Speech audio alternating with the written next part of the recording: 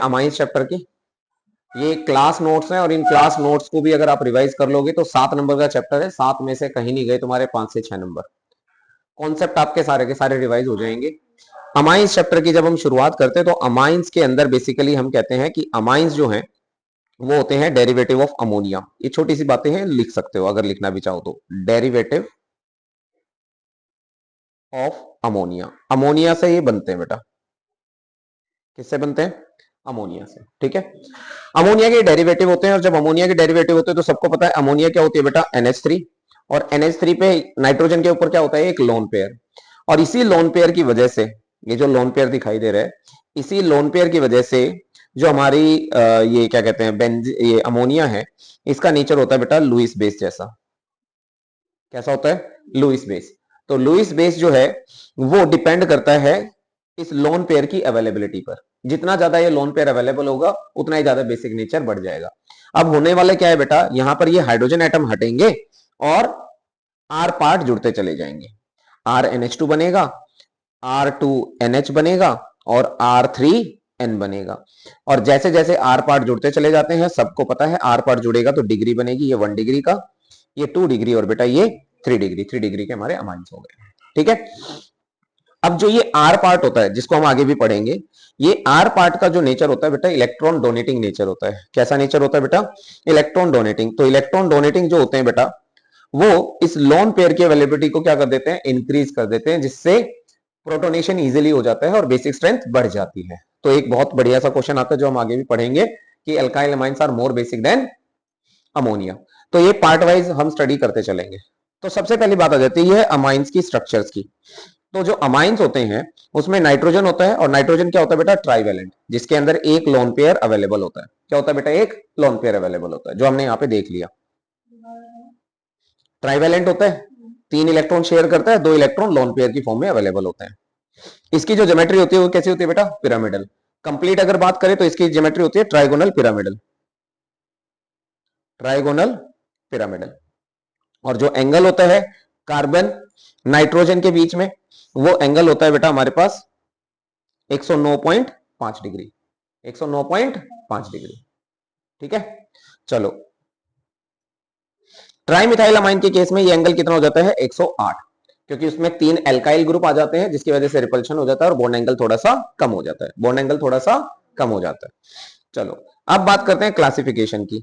अगर हम अमाइंस के क्लासिफिकेशन की बात करें तो हमारे पास प्राइमरी डिग्री है, सेकंड डिग्री और थर्ड डिग्री है। ये मैंने बता ही दिया, प्राइमरी, सेकेंडरी या थर्ड डिग्री के अमाइंस होते हैं। अमाइंस की अगर हम प्रिपरेशन की बात करें तो हमारे पास बेटा गिनती के 6 मेथड है। पहला है रिडक्शन ऑफ नाइट्रो कंपाउंड, दूसरा है अमोनोलिसिस ऑफ एल्काइल हैलाइड, तीसरा है रिडक्शन ऑफ नाइट्राइल, चौथा है reduction of amide, and the most important method जो आपके पेपर में चमकते हुए तुम्हें दिखाई देंगे, ये वाला मेथड गैब्रियल थैलेमाइड सिंथेसिस और हॉफमैन ब्रोमोमाइड डिग्रेडेशन।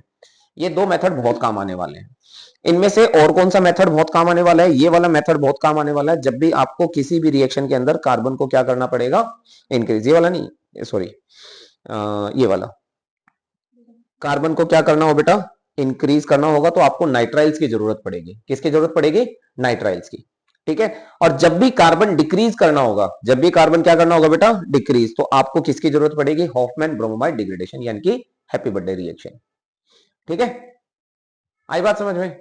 तो एक एक मेथड है हमारे पास, इन मेथड्स को कैसे हम यूज करते हैं और ये कैसे कन्वर्जन में काम आएगा वो भी हम देखेंगे। ये देखो हमारे पास कौन सी रिएक्शन है बेटा? Reduction of nitro compound. ये NO2 दिखाई दे रहा है, जस्ट कुछ भी नहीं करना है, इस O2 को हटाना है, H2 को लगाना है बस। रिएजेंट याद रखना, रिएजेंट क्या यूज करते हैं हम? H2PD या इथेनॉल की प्रेजेंस में। इसके अलावा एक रिएजेंट और यहां पर लिखा होता है पेपर में, उस रिएजेंट को और नोट कर लेना। वो रिएजेंट क्या होता है बेटा? आयरन हम यूज करते हैं कंसंट्रेटेड HCl की प्रेजेंस में। आयरन की स्क्रैप्स यूज करते हैं कंसंट्रेटेड HCl की प्रेजेंस में। इसके अलावा दूसरा देखो, ये नीचे दे ही रखा है हमारे पास, FeHCl या SnHCl। इन दोनों में से कोई यूज कर लो या ऊपर वाला यूज कर लो, तो क्या होगा? O2 हटेगा और H2 जुड़ जाएगा।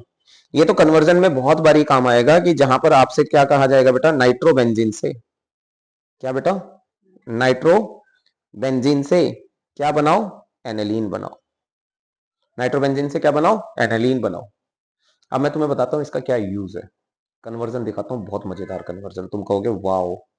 क्या बोलोगे? क्या बोलोगे बच्चों? Wow.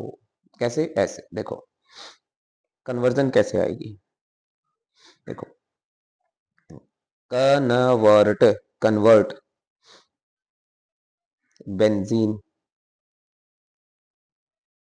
Into Meta bromo aniline. किसमें कन्वर्ट करना है? Meta bromo aniline. तोते तो बच्चे तब उड़ जाते जब हमें यही नहीं पता होता कि इसकी स्ट्रक्चर क्या बनेगी। इसकी स्ट्रक्चर क्या बनेगी? स्ट्रक्चर बनानी आनी चाहिए ना। क्या बनानी आनी चाहिए? स्ट्रक्चर। तो बेंजीन की स्ट्रक्चर तो बचपन से पढ़ते आए हो, ये बेंजीन हो गई। मेटा नाइट्रो एनिलीन, यानी कि आपने क्या करना है, पहले एनिलीन ग्रुप लगा देना है और उसकी मेटा पोजीशन पर, मेटा कौन सी होती है? ये ऑर्थो, ये मेटा, ये पैरा, ये ऑर्थो, ये मेटा और ये पैरा। तो इसका मतलब मेटा पोजीशन ये होगी और यहाँ पे क्या लगाना है? ब्रोमीन। अब तोते तो हमारे इस वजह से उड़ जाते हैं क्योंकि ये वाला जो ग्रुप होता है ना, ये NH2, ये NH2 ग्रुप तो होता है EDG। EDG माने इलेक्ट्रॉन डोनेटिंग ग्रुप, और इसी को कहते हैं बेटा हम, इसी को हम कहते हैं एक्टिवेटिंग ग्रुप। और बेटा साथ ही साथ इसे ही कहते हैं Om Prakash group, sorry, ortho para directing group, ortho para directing group. इसको याद कैसे रखोगे बेटा? बड़ा आसान सा तरीका है। ए जी, इधर आओ जी, OPD में जाओ जी, है ना। ए जी, एक लेडी है, वो अपने पति का नाम ले नहीं सकती तो वो कहती है ए जी इधर आओ जी, OPD में जाओ जी। जगह हो गई, वहां जाके दवाई ले लो अपनी, है। वहां में जाइयो तो वहां में यही कहते हैं, ये निक्की के पापा को बुला दो, है ना, नाम नहीं लेते। तो ए जी इधर आओ जी, OPD में जाओ जी। बट कहानी क्या हो गई इसका मतलब, सुनो तो सही बेटा। तो ये ऑर्थो पैरा डायरेक्टिंग है। अगर मैं पहले एनेलीन बना लूं, क्या बना लूं बेटा? एनेलीन, तो मुझे तो, और उसके बाद अगर मैं ब्रोमिनेशन करूंगा तो मेरे तो वो ऑर्थो पे अटैचमेंट होगी और पैरा पे, बट मुझे तो मेटा पे चाहिए। तो मेटा के लिए मुझे पहले कौन सा ग्रुप बनाना पड़ेगा बेटा? यहाँ पे मुझे ग्रुप बनाना पड़ेगा इलेक्ट्रॉन विड्रॉइंग ग्रुप।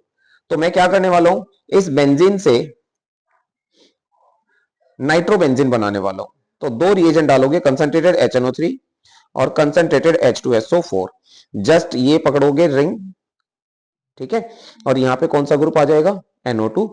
अब आप इसका करोगे ब्रोमिनेशन, Br2 डाल दो, एनहाइड्रस FeBr3 की प्रेजेंस में, FeBr3। जब भी ब्रोमिनेशन करना होगा यही दो रिएजेंट डालने हैं, ठीक है, किसमें? रिंग में।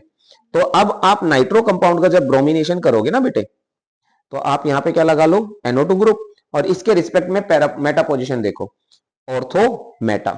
तो मेटा पोजीशन कौन सी होगी बेटा? ये। तो यहाँ पे क्या जुड़ जाएगा? ब्रोमीन। अब तुम्हें अच्छे से पता है बेटा कि NO2 ग्रुप को मैं एनेलीन में कन्वर्ट कर सकता हूं बाय एडिंग FeHCl। तो जस्ट ये मैंने इसको पकड़ा, यहाँ पे क्या लगा दिया? NH2, और यहाँ पे क्या लगा दिया बेटा? Br2। तो जो मेरा रिक्वायर्ड कंपाउंड था वो बन गया। अब ये कन्वर्जन जो है पेपर पॉइंट ऑफ व्यू से बहुत इंपॉर्टेंट है, 3 मार्क्स की बनती है। 3 मार्क्स या 2 मार्क्स में, तो 2 मार्क्स का तो कंफर्म है, 3 मार्क्स में दे दें तो बात अलग है, नहीं तो 2 मार्क्स की तो है ही है, ठीक है। इसमें टर्निंग पॉइंट क्या है, ट्रिक क्या है? ट्रिक ये है कि अगर आपको मेटा चाहिए तो पहले आपको इलेक्ट्रॉन विड्रॉइंग ग्रुप जोड़ना पड़ेगा, ठीक है। उसको आप एनेलीन में कन्वर्ट कर सकते हो। नाइट्रो कंपाउंड को एनेलीन में मैंने कन्वर्ट करना सिखा दिया, हाँ या ना। ठीक इसी के ऊपर बेस्ड एक और कन्वर्जन है जो पेपर पॉइंट ऑफ व्यू से बहुत इंपॉर्टेंट है, वो अभी मैं सिखाऊंगा। ये वाली क्लियर हो गई? चलो आगे देखो, कोई दिक्कत नहीं बेटा, सेकंड की दिक्कत नहीं है। आगे देखो, यहां ध्यान देना, ये बहुत इंपॉर्टेंट है बेटे, ये जो मैं अभी लिखवाने वाला हूं। अमोनोलिसिस, ओ हो, ना जाने कितनी बार ये क्वेश्चन पूछा गया है। अमोनोलिसिस, किसका अमोनोलिसिस कर रहे हैं हम? एल्काइल हैलाइड का। एल्काइल हैलाइड का अमोनोलिसिस का मतलब है कि आप एल्काइल हैलाइड यानी कि कार्बन और हेलोजन के बीच के बॉन्ड को ब्रेक कर रहे हो with the help of the ammonia, with the help of the ammonia. अब अमोनिया कैसे बॉन्ड ब्रेक करेगा? देखो ध्यान से, यहां से ये देखो, ये X है यहां पर, और यहां पे क्या है? H। ये एक H निकलेगा और ये एक X, दोनों कंबाइन होकर क्या बन जाएंगे बेटा? HX। ये है ना, कंप्लीट रिएक्शन लिखकर दिखा दी है।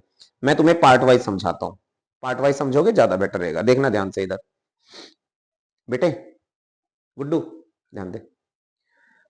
तो मैं क्या क्वेश्चन एक्सप्लेन कर रहा हूं तुम्हें अभी? What is ammonolysis? What is ammonolysis? Sir ये अमोनोलिसिस क्या चीज है? लिख सकते हो, breaking of RX bond with ammonia. ठीक है, अब इसके अंदर हमें क्या क्या मिक्सचर प्रोडक्ट मिलते हैं? हमें यहां पे मिलता क्या क्या है? We gate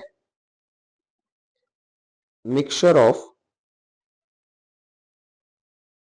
alkyl amine. यहां पर हमें मिक्सचर मिलता है एल्काइल अमाइंस का। कैसे सर? दिखाऊं? दिखाओ। देखो, आपने एग्जांपल ले लो CH3Cl का ले लिया सर, इसकी रिएक्शन करवाई तुमने अमोनिया के साथ, टेन टेन लो सर, तो अब ये H और Cl आपस में दोस्ती करके रफू चक्कर, और रफू चक्कर होते ही CH3 किसके साथ जुड़ जाएगा? नाइट्रोजन के साथ, यहाँ पर 2 H रह जाएंगे। डन। अभी भी इस अमोनिया का पेट थोड़ी भरा है, ये दूसरे CH3Cl पर नजर डालेगा और यहाँ पर H को भगा देगा Cl के साथ कि तुम दोनों भागो, मुझे तो मिथाइल चाचू चाहिए। नाइट्रोजन के साथ फिर से क्या जुड़ गया? मिथाइल, एक H रह गया। अभी भी पेट नहीं भरा, नियत खराब है। फिर से रिएक्शन किसके साथ करेगा? CH3Cl के साथ। किसके साथ? CH3Cl के साथ। तो ये H भी चला जाएगा, तुम्हारे पास टोटल CH3 कितने हो जाएंगे? 3 N। अब N के पास एक लोन पेयर भी बचा हुआ है, ये कहता है इसको भी दाव पे लगा दूंगा, कुछ नहीं छोड़ूंगा अपने पास, CH3Cl। अब इस लोन पेयर की जब ये मदद कर ले लेता है तो बन जाता है CH3 के 4, नाइट्रोजन पे चार्ज आ जाता है पॉजिटिव और ये बन जाता है Cl नेगेटिव। तो यहाँ पर आपको 4 डिग्री के कंपाउंड मिलते हैं। कितने डिग्री के बेटा? 4। कौन कौन से? सबको पता है ये कौन से डिग्री का कंपाउंड है? प्राइमरी। ये कौन सा है बेटा? सेकेंडरी। ये कौन सा है बेटा? टर्शरी। और ये है क्वार्टनरी। क्वार्टनरी। ठीक है, अब देखो, सुनना मेरी बात ध्यान से। ये प्रोसेस तब होती है जब आपके पास ये वाला कंपाउंड एक्सेस में हो, एल्काइल हैलाइड एक्सेस में हो, तो उससे क्या होगा? बार बार अमोनिया अटैक करता जाएगा और आपको डिफरेंट डिग्री के कंपाउंड मिलेंगे। नहीं नहीं, जितनी इसकी एक्सेस क्वांटिटी, मतलब क्वांटिटी एक्सेस में ले रहे हैं हम, ठीक है। लेकिन इसकी जगह अगर तुमने अमोनिया एक्सेस में ले लिया, क्या ले लिया? अमोनिया एक्सेस में ले लिया, तो मजेदार चीज है ना। तो अगर अमोनिया एक्सेस में ले लिया तो आपको बिल्कुल दिक्कत नहीं होगी, तब आपको सिर्फ एक ही डिग्री का कंपाउंड मिलेगा, प्राइमरी। तो आप यहां पर अमोनिया और नीचे क्या लिख दोगे बेटा? एक्सेस। तो आपको क्या मिलेगा? CH3NH2 मेजर कंपाउंड मिलेगा। ठीक है, अब पेपर में एक क्वेश्चन आता है, what is the limitation of ammonolysis? We get mixture of compound, how would you remove that limitation? By using ammonia in excess. By using ammonia in excess, समझ रहे हो? नेम मतलब प्रिपरेशन से कैसे क्वेश्चंस बन रहे हैं, समझ में आ रही है बात? आप जरा देखो आगे, हमारे पास अगला मेथड क्या है बेटा? ये तो डिसएडवांटेज और ये मैंने बता दिया, ये बाकी और इसमें इतना इंपॉर्टेंट है नहीं। आ जाओ इधर, रिडक्शन ऑफ नाइट्राइल्स।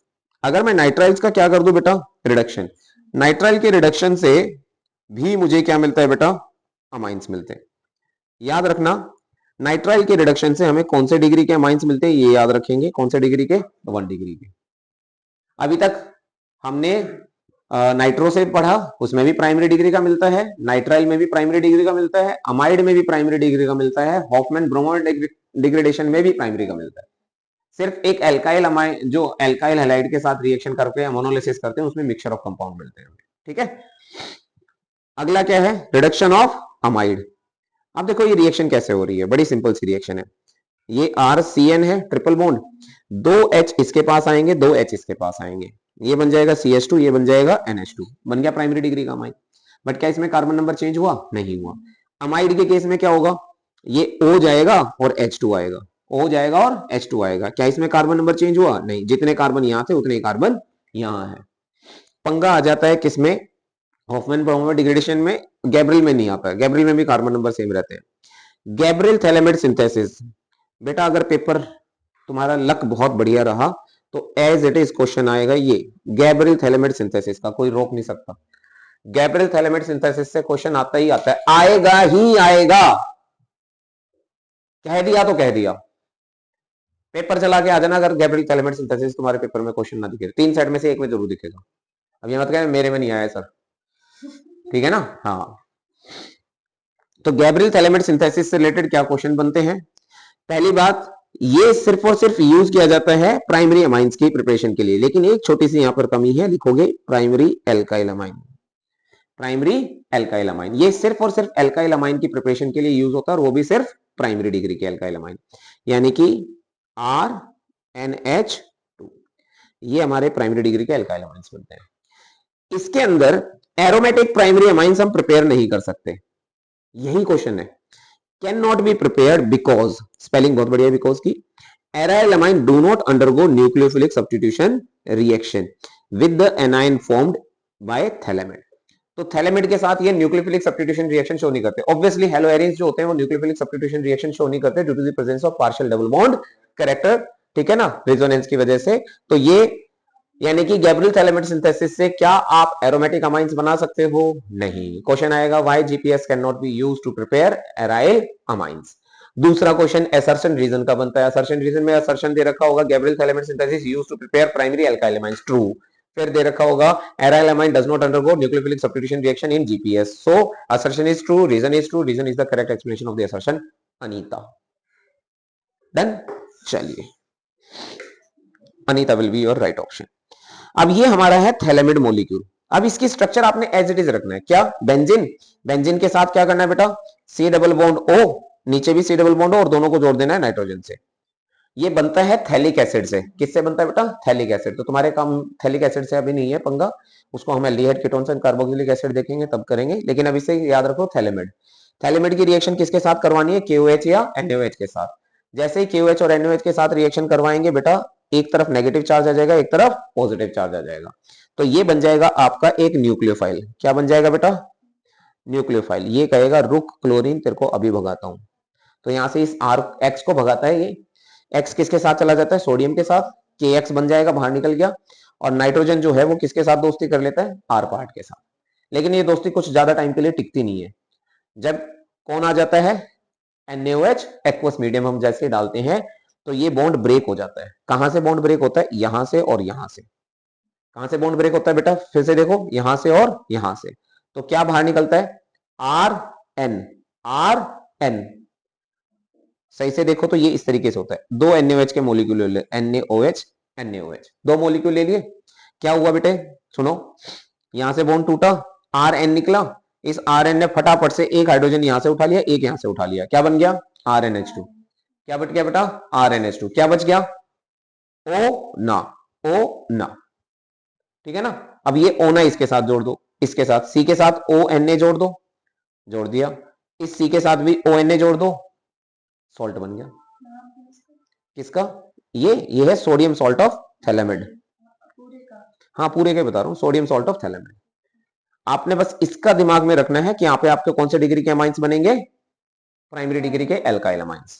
क्लियर है? बोल भाई, है? यहां से क्वेश्चन कितने बनेंगे? 3। What is Gabriel phthalimide synthesis? Direct 2 number का क्वेश्चन, असर्शन रीजन का क्वेश्चन, और MCQ also. GPS is used to prepare primary alkyl amines, primary aryl amines, secondary alkyl amines, secondary aryl amines। तो आप टिक मारोगे primary alkyl amines पे, तो MCQ question भी बन सकता है। ठीक है बेटा, ऑब्वियसली जब गैब्रियल थैलेमिड सिंथेसिस आएगा 2 नंबर में क्वेश्चन, तो उसमें रिएक्शन तो लिखनी ही पड़ेगी। नाउ याद नहीं होती बेटा, कभी भी लिखनी पड़ती है, बार बार लिख लिख के प्रैक्टिस करने होते हैं। बता, तेरे को अपने इंस्टाग्राम का पासवर्ड याद है? तेरे को अपने बर्थडे याद है? कभी ऐसा हुआ कि तूने बैठ के 4-5 पन्ने भरे हो, बर्थडे याद कर लूं, बर्थडे याद कर लूं? नहीं ना। हाँ, तो पेपर भी हर साल आता है। 12 साल से पेपर कर दे रहे हो बेटा। वीडियो मत खराब कराओ, मेरी वीडियो मत खराब कराओ, मम्मी कसम है तुम्हें, वीडियो मत खराब कराओ। नेक्स्ट लिखो, हॉफमैन ब्रोमोमाइड डिग्रेडेशन। बर्थडे की बात हो रही थी, बर्थडे वाली रिएक्शन आ गई।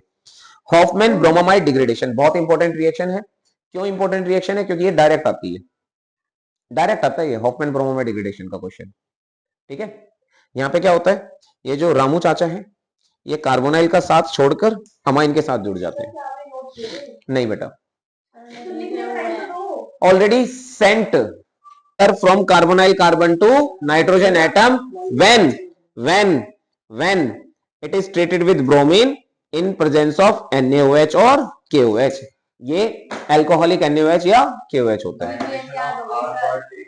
Migration of R part takes place from carbonyl carbon to nitrogen atom when it is treated with bromine in presence of NaOH or KOH. From carbonyl carbon to Carbonyl carbon to nitrogen atom. ठीक है, we get amines having one carbon less than the parent compound. One carbon less than the parent compound. Parent compound कहो या parent amide कहो. मेरी बात सुन ले गुडिया, क्या कह रहा हूं दोबारा सुन लो. Hofmann bromamide degradation. इस हॉफ का पूरा खौफ होना चाहिए कि पेपर में आएगा. ठीक है, और जैसे ही आए बर्थडे का सॉन्ग गाना शुरू कर देना, हैप्पी बर्थडे टू यू. ठीक है, हाँ, क्योंकि happy birthday reaction. Hoffmann bromamide degradation क्या कहता है?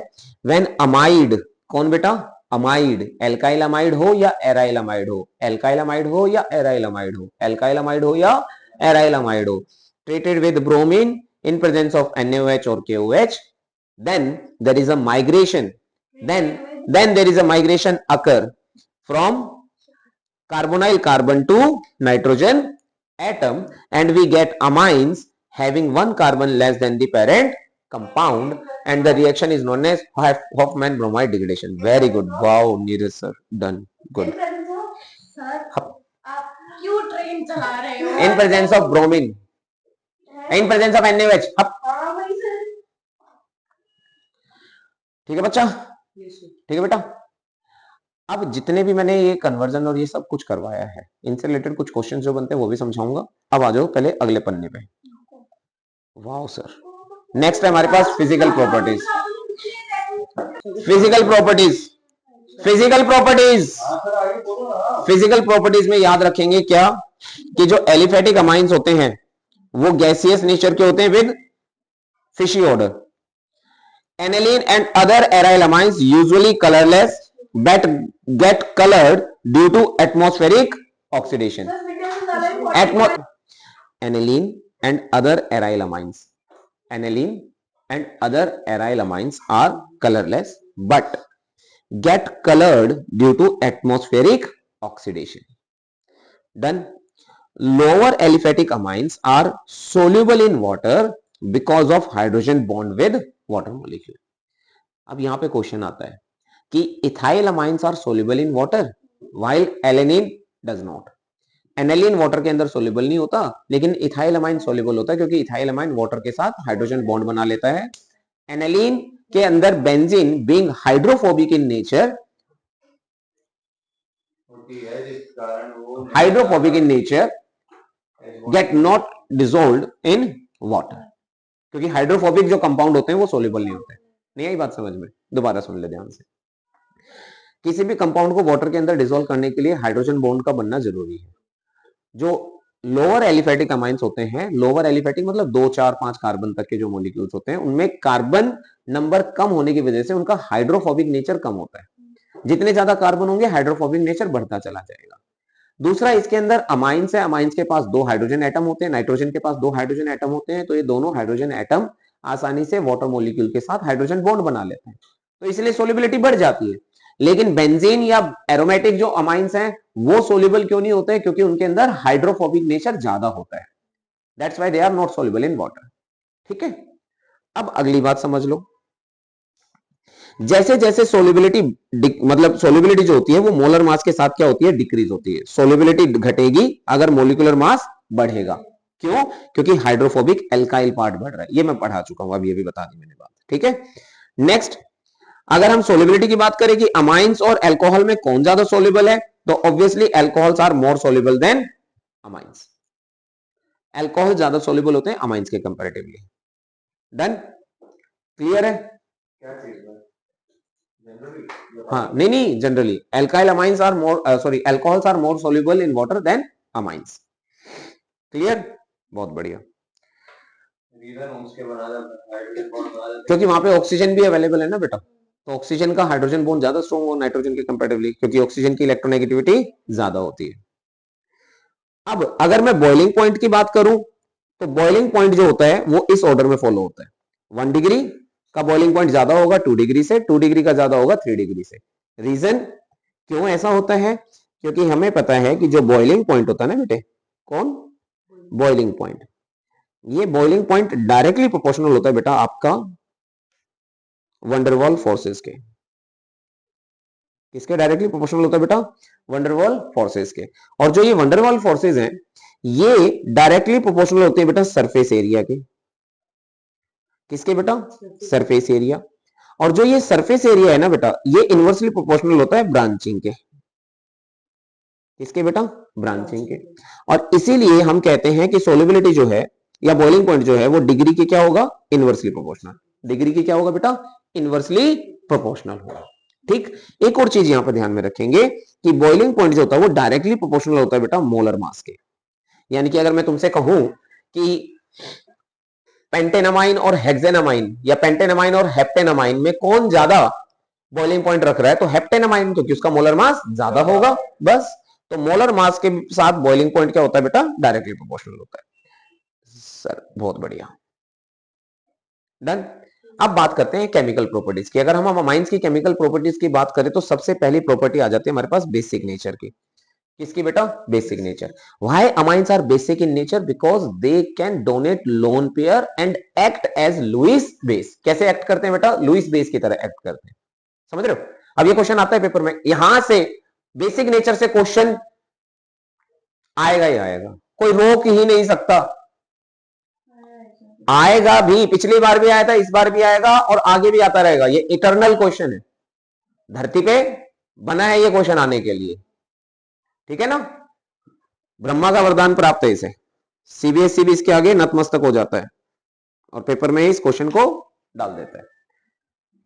अब बेसिक नेचर से रिलेटेड क्या क्या क्वेश्चंस बनते हैं, है ना, ये देख लेते हैं क्या क्या क्वेश्चन बनते हैं। बेसिक नेचर ऐसा पढ़ा दूंगा बेटा, कभी एसिडिटी नहीं होगी, ध्यान से सुन लेना बस। सुनोगे? बक सुनना रही। अब ये देखो, ये है लोन पेयर। क्या है बेटा? क्या है बेटा?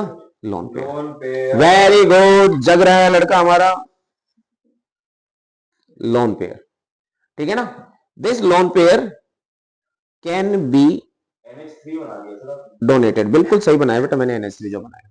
कैन बी डोनेटेड, और डोनेट हो जाएगा तो इसलिए इसे हम क्या कहते हैं? Lewis base. और यहां पर जो ये बेसिक स्ट्रेंथ है, कौन सी स्ट्रेंथ? ये डिपेंड करेगी availability of lone pair for protonation. जितना ज्यादा लोन पेयर अवेलेबल होगा प्रोटोनेशन के लिए उतने ही ज्यादा बेसिक स्ट्रेंथ होगी। समझे? हाय, हाँ। तो पहला नेचर समझिए। पहला नेचर है बेटा यहां पर जो आपको बताया जाता है वो है गैसियस फेज। कौन सा? Gaseous phase. गैसियस फेज के केस में क्या होता है कि जो बेसिक स्ट्रेंथ है, कौन सी स्ट्रेंथ बेटा? Basic strength. नोट कर लेना ये बात, बेसिक स्ट्रेंथ डायरेक्टली प्रोपोर्शनल होती है किसके? नंबर ऑफ आर पार्ट के, एंड डायरेक्टली प्रोपोर्शनल होती है बेटा साइज ऑफ आर पार्ट के। जितना ज्यादा नंबर ऑफ आर पार्ट्स होंगे, जितने ज्यादा बड़ा आर पार्ट होगा उतनी बेसिक स्ट्रेंथ बढ़ जाएगी। माने? माने क्या है? ये है माने, देखो इधर। यानी कि यहां पर अगर मैं ऑर्डर की बात करूं तो 3 डिग्री के अमाइन सबसे ज्यादा बेसिक होंगे 2 डिग्री से, 2 डिग्री के अमाइन सबसे ज्यादा बेसिक होंगे 1 डिग्री से। और देखो इधर, R R R R, 3 R part है कि नहीं है? बोलो, 3 आर पार्ट है तो 3 आर पार्ट ज्यादा बेसिक स्ट्रेंथ बढ़ाएंगे कि नहीं बढ़ाएंगे भाई? लोन पेयर की अवेलेबिलिटी बढ़ जाएगी, इलेक्ट्रॉन डेंसिटी बढ़ जाएगी, नाइट्रोजन एटम पे लोन पेयर अवेलेबल है प्रोटोनेशन के लिए, खुले में बैठे। लेकिन अगले केस में क्या आ गया बेटा? 2 आर पार्ट है, 2 रामू चाचा हैं जो मदद करने के लिए है, लेकिन ये हरिराम मदद नहीं कर रहा। बढ़ेगी पर मतलब कम होगी। हाँ, अगले वाले केस में एक ही आर पार्ट है, 2 हरिराम है, कंजूस, कह रहे हम नहीं देंगे लोन पेयर या इलेक्ट्रॉन क्लाउड। अगला अमोनिया, कंगाली में आटा गीला, तीनों ही हरिराम है। कहेंगे है ही नहीं हमारे पास कुछ देने के लिए, जो नाइट्रोजन का वही है भाई, जो भी है। तो इसका मतलब इस डायरेक्शन में अगर हम जाएंगे तो बेसिक स्ट्रेंथ क्या हो जाएगी बेटा, कम हो गई। समझ रहे हो? हाँ भैया, हाँ। और देखो कमाल की बात, इसी में जोड़ देता हूं क्या, इस एक नाइट्रोजन को हटा दो, एक हाइड्रोजन को हटा दो, और इस एक हाइड्रोजन की जगह पे अब तुम लगा दो बेंजीन रिंग। क्या लगा दो? ओए होए होए, कंगाली में आटा गीला और बेंजीन ने आके और पानी डाला, ये लोन पर बेंजीन अपने पास ले गई। यार ये चल घर चलते हैं। कहां चलते हैं बेटा? घर। तो इसने क्या किया, यहां से सुना करो, double bond double bond double bond, ये लोन पेयर नीचे की तरफ आ गया। अब लोन पेयर नीचे की तरफ आएगा तो क्या हो जाएगा, कॉन्जुगेशन, सबको पता है, रिजोनेंस बनेगी। और कौन सा इफेक्ट बनेगा बेटा? Plus are effect. कौन सा इफेक्ट बनेगा? Plus are effect. इस प्लस आर इफेक्ट की वजह से हुआ क्या, सुनना ध्यान से, इस प्लस आर इफेक्ट की वजह से हुआ क्या, the lone pair of nitrogen atom get involved in resonance। बोलो हाँ या ना? hence less available for protonation। Sir आपने तो कहा था कि अवेलेबिलिटी अगर कम हो जाएगी तो बेसिक स्ट्रेंथ घट जाएगी। हाँ तो घट गई ना basic strength. Anilines are less basic in nature than ammonia. Ammonia भी इनके सामने छाती चौड़ी करके खड़ी हो जाती है, भले ही छोटी सी हूं पर तुमसे ज्यादा बेसिक हूं। तुम्हारे घर तो ये बहन जी आ गई, लोन पे लेके भाग गई। ठीक है, समझ रहे हो भाई साहब? हेलो आप भाई साहब समझ रहे हो? पक्की बात है। लेकिन यहाँ पे एक और खेल है, देखो छोटी छोटी बातों के साथ छोटी छोटी बातें समझा रहा हूं, इसलिए छोटी छोटी बातों पे छोटा छोटा सा ध्यान दो। हाँ देखो ध्यान से, गुड्डू बेटा जो तुम वीडियो की करवा रहे हो ना ऐसे तैसे, तुम्हें बना दूंगा मैं सीधा, सुन लो ध्यान से। हाँ तो ये तो जुकाम हो रखा है तो क्या करूं, मारूंगा देखे गुस्सा, गंदा बच्चा। तो ये लोन पेयर इधर आ गया, ये लोन पेयर इधर चला गया, लेकिन इस दौरान इस नाइट्रोजन ने क्या किया, लोन पेयर बेंजीन रिंग को दे दिया।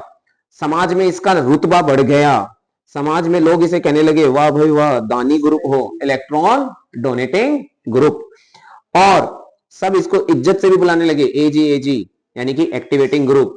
ठीक है ना? और ये दान देने के लिए कहां जाता है, ऑर्थो पैरा पोजीशन पे। हाँ जी ठीक है ना, ऑर्थो पैरा डायरेक्टिंग ग्रुप। समझ गए गुड्डू? देखो कई कई कॉन्सेप्ट एक साथ पढ़ा रहा हूं, भले ही मैं तुम्हें खिचड़ी खिला रहा हूं, लेकिन इस खिचड़ी में स्वाद है। हाँ बस फिर समझ गए? Yes sir. Thank you. आगे सुनो। Yes sir. बस बोल मत। Okay sir. Thank you. देखना बेटा पिटेगा, अब ये पिटेगा। ये एनिलीन है बेटा। अब इस एनिलीन के साथ क्या होने वाला है, जाएगा बेटा।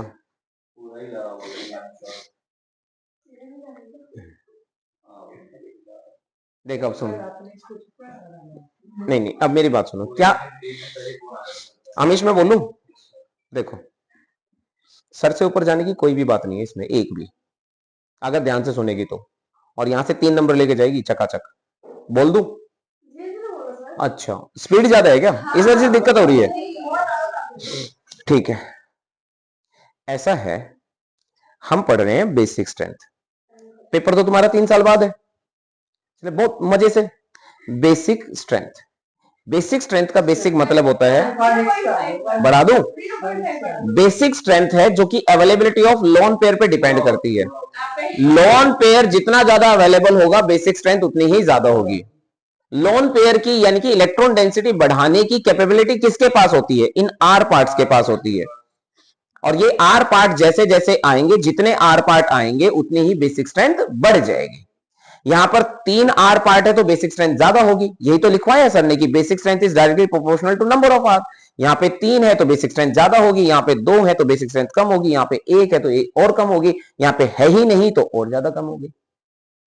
और यहां पर और पंगा पड़ गया, कंगाली में आटा गिला और बच्चे से फिर से पानी उसमें डल गया और पानी डल गया। यानी कि ये 3 हरिराम थे, एक हरिराम को हटा के बहन जी लगा दी, बहन जी आके मुंह बना लिया उसने, फट से इलेक्ट्रॉन लेके गोली।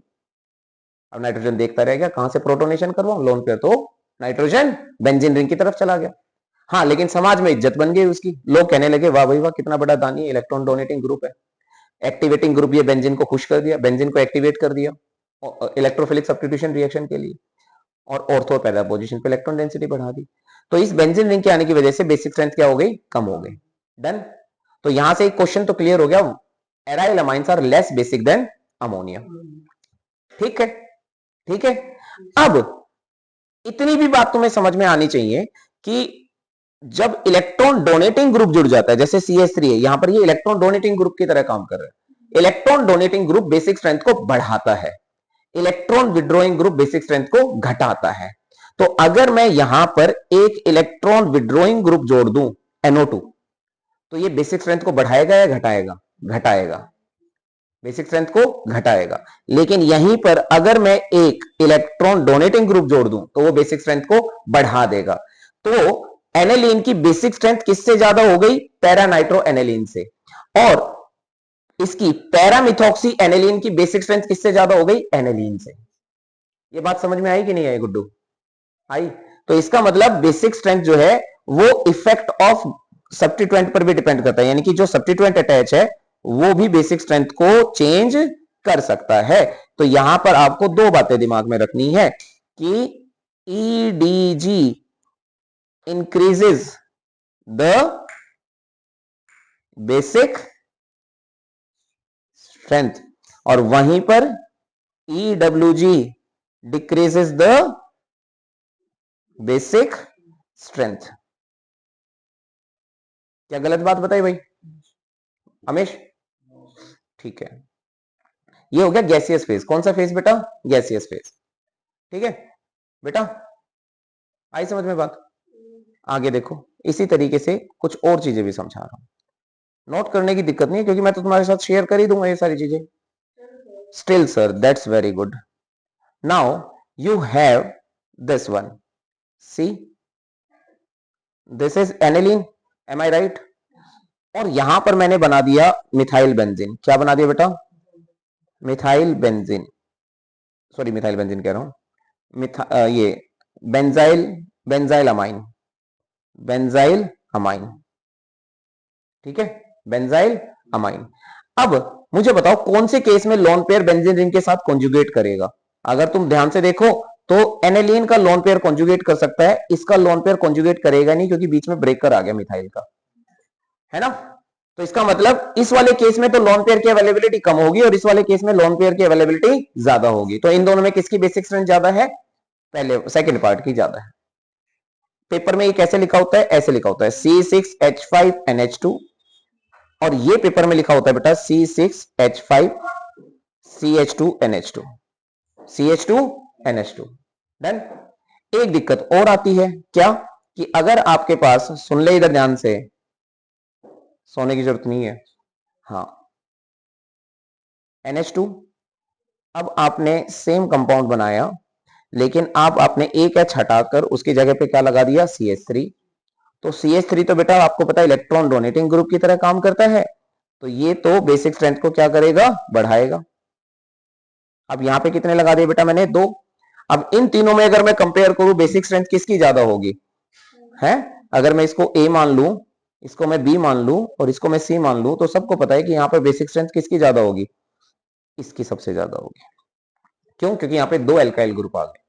कितने एल्काइल ग्रुप आ गए बेटा, 2 एल्काइल। मेरी बात समझ पा रहे हो कि नहीं समझ पा रहे हो, हाँ या ना, है ना? और एक और चीज बता दो, इन सबकी बेसिक स्ट्रेंथ, ये जो तीनों मैंने बनाए हैं, इन तीनों की बेसिक स्ट्रेंथ किससे ज्यादा है, किससे कम है? इन तीनों की ही बेसिक स्ट्रेंथ किससे कम है, NH3 से, क्योंकि NH3 में तो कोई इलेक्ट्रॉन विड्रॉइंग ग्रुप है ही नहीं। समझ गए? और साथ ही साथ एक और चीज बता दूं, अगर NH3 नहीं है तो इन तीनों की बेसिक स्ट्रेंथ किससे कम है, बेंजाइल अमाइन से कम है।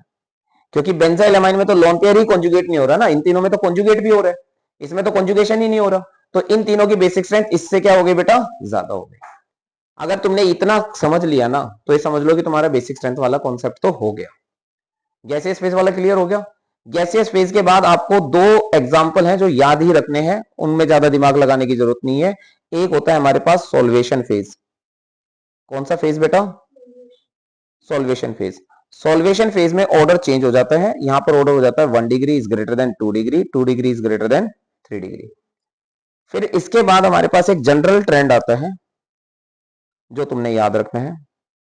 कौन सा ट्रेंड बेटा, जनरल, यहीं से क्वेश्चन आएगा हर हालत में, ठीक है। जनरल ट्रेंड, जनरल ट्रेंड क्या याद रखना है, आपके पास दो जनरल ट्रेंड होंगे, एक होगा बेटा इथाइलामाइन का, जिसकी बेसिक स्ट्रेंथ किससे ज्यादा होगी, मिथाइलामाइन से। किससे ज्यादा होगी बेटा, मिथाइलामाइन से। तो इसमें जनरल ट्रेंड क्या होता है, इथाइलामाइन का जनरल ट्रेंड होता है 2 डिग्री, 3 डिग्री और 1 डिग्री, और मिथाइलामाइन के अंदर ऑर्डर होता है 2, 1 और 3 डिग्री, ठीक है। इथाइलामाइन 231 नंबर की बस पकड़ के जाता है और ये 213 नंबर की बस पकड़ के जाता है, ठीक है, बिल्कुल बताया था। और इन दोनों की बेसिक स्ट्रेंथ, मतलब जो भी अल्काइल अमाइन है ऑब्वियसली उसकी बेसिक स्ट्रेंथ किससे ज्यादा होगी, अमोनिया से, और अमोनिया की बेसिक स्ट्रेंथ किससे ज्यादा होगी, एराइल अमाइन से। और एराइल अमाइन की बेसिक स्ट्रेंथ किससे ज्यादा होगी, देखो एराइल अमाइन, एराइल अमाइन, बस यहां पे एक छोटी सी चीज लिख लेना, एराइल अमाइन प्लस में क्या दे रखा हो, ईडीजी, ईडीजी माने इलेक्ट्रॉन डोनेटिंग ग्रुप जुड़ा हो उसके साथ, ठीक। और अगर मान लो आपके पास क्या है, एराइल अमाइन है सिंपल, और फिर आपके पास क्या है बेटा, aryl amine with EWG, EWG माने इलेक्ट्रॉन विड्रॉइंग ग्रुप। क्लियर, अगर यहां तक बात समझ में आ गई तो बहुत अच्छी बात है। तो मैंने जितने भी बेसिक स्ट्रेंथ के से रिलेटेड चीजें थी वो तुम्हें समझा दी। एक और चीज है जो बेसिक स्ट्रेंथ से रिलेटेड है, वो क्या, हाँ केबी और पीकेबी, ये और समझ लो, है ना। देखो जरा, यहाँ पे थे ना, यहाँ पे थे, क्या है बेटा उसके रिलेशनशिप, अगर हम ध्यान से देखें तो, कि बेसिक स्ट्रेंथ जो होती है, कौन सी स्ट्रेंथ बेटा, वो डायरेक्टली प्रोपोर्शनल होती है केबी के, और इनवर्सली प्रोपोर्शनल होती है पीकेबी के, ठीक है। चलो अब आगे बढ़ते हैं, अगली केमिकल प्रॉपर्टीज की तरफ बढ़ते हैं। ये वाली केमिकल प्रॉपर्टीज मैंने पढ़ा दी तुम्हें अच्छे से। चलो ये सब मैं सब पढ़ा दिया मैंने तुम्हें। एल्काइल अमाइन से या एल्केन अमाइन और अमोनिया में कौन ज्यादा बेसिक होगा ये मैंने पढ़ा दिया, है ना। और ये बेसिक स्ट्रेंथ भी पढ़ा दिया, एक्वस फेज भी पढ़ा दिया, ठीक है। सारी डिग्री समझा दी। ये गैसियस फेज की डिग्री कौन सी थी, ये जनरल ट्रेंड है, कौन से में, एक्वस में, जिसे सॉल्वेशन फेज कहते हैं। गैसियस फेज का मैंने बता दिया तुम्हें, है ना। ये सारा का सारा मैं एक्सप्लेन कर चुका हूं। अब ये क्वेश्चन देखो, ये आ गया, ये पेपर में भी है और एनसीईआरटी में भी है, क्या है कि पीकेबी जो है एनेलीन का ज्यादा होता है किससे, अमोनिया से। ऑब्वियसली एनेलीन की बेसिक स्ट्रेंथ क्या होगी, कम होगी, तो उसकी पीकेबी वैल्यू ज्यादा होगी, ठीक है ना। इन एनेलीन और इन एराइलमाइन NH2 group is attached directly to the benzene ring in which unshared lone pair on the nitrogen atom being conjugated with the benzene ring and hence less available for the protonation. That's why its pKb value is high. That's why its pKb value is high. ठीक है, आगे आ जाओ। चलो ये हो गया, ये मैंने बता दिया, इलेक्ट्रॉन रिलीजिंग ग्रुप को या इलेक्ट्रॉन डोनेटिंग ग्रुप को वो बेसिक स्ट्रेंथ को बढ़ा देते हैं, विड्रॉइंग ग्रुप बेसिक स्ट्रेंथ को घटा देते हैं। ये है अगली रिएक्शन, अगली chemical properties, that is called acylation, that is called acylation. Acylation वाले केस में क्या होता है बेटा, हमें अमाइड्स मिलते हैं, we get amides. Sir reaction करके दिखाओ तब तो मानने भी, देखो ना रिएक्शन करके दिखाते हैं तुम्हें, इसी में ही तो रखिए, हाँ ये रही, देखो सिंपल सी रिएक्शन है, बिल्कुल कोई दिक्कत वाली बात ही नहीं है। यहां से H और यहां से Cl भगा दो, और इस नाइट्रोजन, इस कार्बन को इस नाइट्रोजन के साथ जोड़ दो, जोड़ोगे तो क्या बन जाएगा, अमाइड ग्रुप CONH। क्या बन जाएगा बेटा, CONH। ये क्या बन गया आपका, अमाइड ग्रुप बन गया। कौन सा ग्रुप बन गया, अमाइड। तो अमाइड की फॉर्मेशन ही क्या कहलाती है, एसाइलेशन, ठीक है। क्या बन गया, अमाइड ग्रुप। ये डायरेक्ट क्वेश्चन बनता है पेपर में, what is benzoylation, what is benzoylation? अब बेंजोइलेशन क्या होता है? बहुत सिंपल सी रिएक्शन, जब आप बेंजोइल क्लोराइड की रिएक्शन मिथाइल अमाइन के साथ करवाओगे, बेंजोइलेशन की रिएक्शन, बेंजोइल क्लोराइड की रिएक्शन किसके साथ? मिथाइल अमाइन के साथ करवाओगे, तो आपके पास जो कंपाउंड बनेगा वो बनेगा एन मिथाइल बेंजामाइड, और रिएक्शन का नाम होगा बेंजोइलेशन। करके दिखाओ सर, ये रिएक्शन करके दिखा देते हैं, देखो ध्यान से। ये आपका बेंजोइलेशन, बेंजोइल क्लोराइड है, सी डबल बॉन्ड ओ, बल्कि इसको ऐसे बनाओ, C double bond O C L, ये है बेंजोइल क्लोराइड। इसके रिएक्शन करवानी है आपने किसके साथ? मिथाइल अमाइन के साथ। ये हो गया आपका मिथाइल अमाइन। क्या करना है बेटे? सिंपल, यहां से H और यहां से Cl बाहर निकल जाएगा। आपके पास प्रोडक्ट में क्या बनेगा बेटा, बताना? बेंजीन, यहां पर C सिंगल बॉन्ड, यहां पे क्या जुड़ जाएगा? N, यहां पे क्या रह जाएगा? H, यहां पे क्या आ जाएगा बेटा? CH3, और ये क्या है? NH2। अब जो ये ग्रुप बना है ना, ये जो ग्रुप बना है, ये ग्रुप क्या है बेटा? ये कौन सा ग्रुप बना है? अमाइड। कौन सा ग्रुप बना है बेटा? अमाइड। इस कंपाउंड का नाम क्या होगा? नाइट्रोजन पे मिथाइल जुड़ा हुआ है तो हम लिखेंगे एन मिथाइल, एन मिथाइल, और पूरे कंपाउंड को हम कहते हैं बेंजामाइड। क्या कहते हैं बेटा? बेंजामाइड। आ रही है बात हमेश समझ में? बढ़े आगे? किसी को यहां तक कोई डाउट नहीं? Thank you. इस रिएक्शन का नाम क्या बताया मैंने? बेंजोइलेशन। ठीक है सर। अगली ये है कार्बाइलमाइन रिएक्शन, इसे हम केमिकल टेस्ट की तरह भी यूज करते हैं। कैसे यूज करते हैं बेटा? केमिकल टेस्ट, आइसोसाइनाइड टेस्ट भी कहते हैं। Very good. इसे आइसोसाइनाइड टेस्ट भी कहते हैं और इसे कार्बाइलमाइन टेस्ट भी कहते हैं। इस टेस्ट का इस्तेमाल किया जाता है, इस टेस्ट का इस्तेमाल किया जाता है एलिफेटिक और एरोमेटिक प्राइमरी अमाइंस को डिटेक्ट करने के लिए। ठीक है, यहां पे आगे एक लाइन लिख लेना, primary, aliphatic and aromatic both amines are used to detect, मतलब इन दोनों अमाइंस को हम आइडेंटिफाई करते हैं। मैसेज आया शायद, ये तो समझो पहले, ये समझ में आ गया? गुड्डू, गुड्डू सुनो तो सही, ये बात समझ में आ रही है कि नहीं आ रही है? अब देखो, ये हमारे पास प्राइमरी अमाइंस, प्राइमरी अमाइन की रिएक्शन किसके साथ होती है? क्लोरोफॉर्म के साथ, इन प्रेजेंस ऑफ KOH या NaOH। ठीक है, जब हम हीट करते हैं तो क्या होता है बेटा? यहां पर RNC बन जाता है, RNC।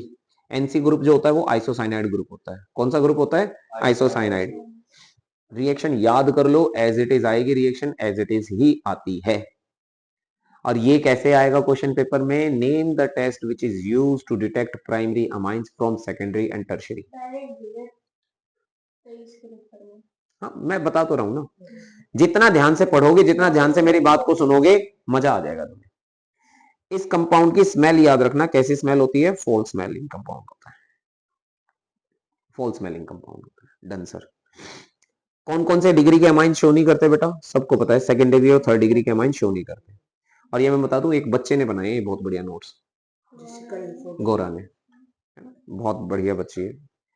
अगला देखो, reaction with nitrous acid. Nitrous acid के साथ जो रिएक्शन होती है, ये रिएक्शन तुमने हेलो एल्केन हेलो एरीन्स में पढ़ा था, कुछ भी मिसिंग नहीं है, मेरे ही तो पढ़ाए हुए नोट्स हैं, तो मिसिंग हो कैसे सकते हैं? होंगे। ठीक है, तो अगर मैं बात करूं रिएक्शन विद नाइट्रस एसिड, तो नाइट्रस एसिड के साथ रिएक्शन करने पर हमारे पास दो पॉसिबिलिटी होती है, ये मैं तुम्हें समझाना चाहूंगा। देखो, अगर आपके पास प्राइमरी डिग्री के एल्काइल अमाइंस हैं, कौन से बेटा? एल्काइल अमाइंस, उसकी रिएक्शन आप नाइट्रस एसिड के साथ करवाते हो, या ये मत लिखो, फिर अब ये लिखने की जरूरत नहीं है फिर आपको, HNO2 लिख दिया ना, काफी है। या तो HNO2 लिखो या NaNO2 प्लस में HCl लिखो। टेम्परेचर मेंशन करना है 0 to 5 degree Celsius, 0 to 5 degree Celsius. जैसे ही मेंशन करोगे, आपके पास यहां पर एक सॉल्ट बनेगा, इस सॉल्ट को क्या कहते हैं? Alkyl, alkyl diazonium chloride, alkyl diazonium chloride. इस एल्काइल डाइएजोनियम क्लोराइड से रिलेटेड दो बातें दिमाग में रखनी है। क्या? अनस्टेबल, ठीक है ना? कैसे? Due to the absence of resonance. Resonance नहीं होती, इसलिए रूम टेम्परेचर पे क्या होता है बेटा? अनस्टेबल। और जैसे ही थोड़ा सा वाटर इसके कांटेक्ट में आता है एसिडिक मीडियम की प्रेजेंस में, तो ये हाइड्रोलाइज हो जाता है। क्या हो जाता है बेटा? हाइड्रोलाइज। और आपको क्या देता है? एल्कोहल। क्या प्रोड्यूस कर देता है बेटा? एल्कोहल। इस रिएक्शन का यूज किया जाता है एस्टिमेशन ऑफ अमीनो एसिड्स और प्रोटीन्स के एस्टिमेशन के लिए इसका इस्तेमाल किया जाता है, क्योंकि इस दौरान कौन सी गैस रिलीज हो रही है? नाइट्रोजन गैस रिलीज हो रही है। ठीक है, समझ गए? बट ये तुम्हें कन्वर्जन में बहुत हेल्प करेगी, जहां पर आपको अमाइंस को किस में कन्वर्ट करना होगा? एल्कोहल में। अमाइंस को किस में कन्वर्ट करना होगा? एल्कोहल में। एल्कोहल को तो अमाइंस में 1 सेकंड में कन्वर्ट कर दोगे, लेकिन अमाइन से अल्कोहल बनाने के लिए ये प्रोसेस है। लेकिन कन्वर्जन में इस रिएक्शन का कैसे यूज करना है तुमने, वो मैं बताता हूं। इतनी बड़ी रिएक्शन नहीं लिखनी कन्वर्जन में। उसमें क्या लिखना है मैं बताता हूं। देखो क्या लिखोगे, ध्यान से सुनो। आपने लिखना है R, ठीक है सर, NH2, ठीक है सर। पहले स्टेप में आप लिखोगे HNO2। क्या लिखोगे बेटा? HNO2 0 to 5 degree Celsius. Second step में आप लिखोगे H2O और H पॉजिटिव, बस। और OH, NH2 हटाओ, OH लगाओ, NH2 हटाओ, OH लगाओ, बात खत्म। अल्कोहल तैयार। अब कोई कहे कि सर अल्कोहल से ये बना के दिखाओ, तब मानने हम। बहुत ही आसान है। अमोनिया का पकड़ो और हीट कर दो। अमोनिया का पकड़ो और हीट कर दो। नहीं नहीं, एल्काइल अमाइन नहीं है ना ये एल्काइल हैलाइड नहीं है, अल्कोहल है। क्या है? अल्कोहल। अल्कोहल में अमोनिया करो, हीट कर दो, काम बन जाएगा। वो एक सिंगल स्टेप, इसमें 2 स्टेप है, लेकिन हमने it is used for the estimation of amino acids and protein. बहुत इंपॉर्टेंट लाइन है ये, बहुत इंपॉर्टेंट लाइन है। वेरी गुड बेटा, बहुत बढ़िया। अगर तुम इसकी रिटर्न प्रैक्टिस कर लोगे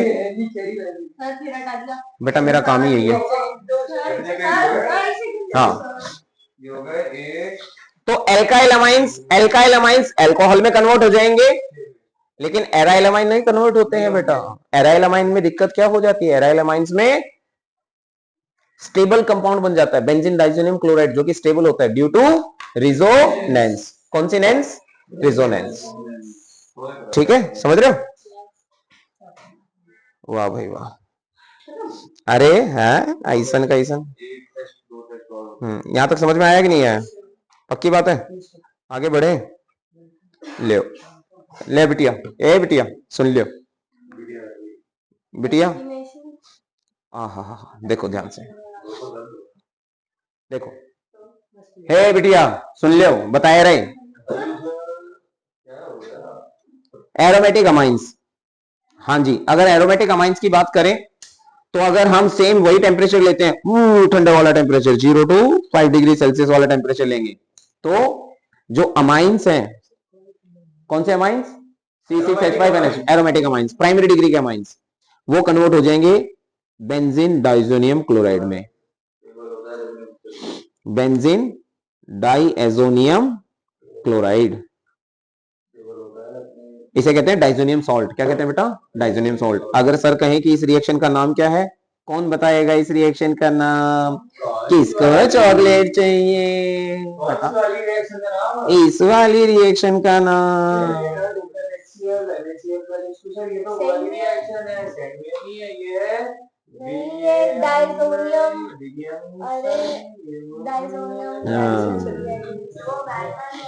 इस रिएक्शन को कहते हैं डाइएजोटाइजेशन। नीरज सर ने जीत ली चॉकलेट खुद ही से।